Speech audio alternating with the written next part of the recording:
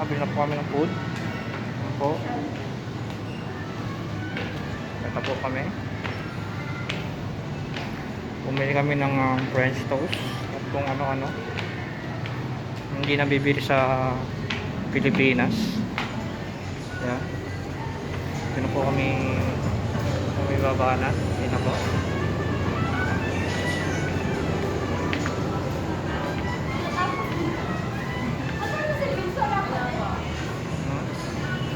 Mga kasama namin.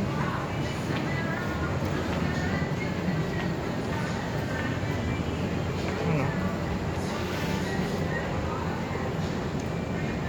Hindi nabibili sa ano yun, sa Pilipinas. Ang init dito. Ayaw mo dito?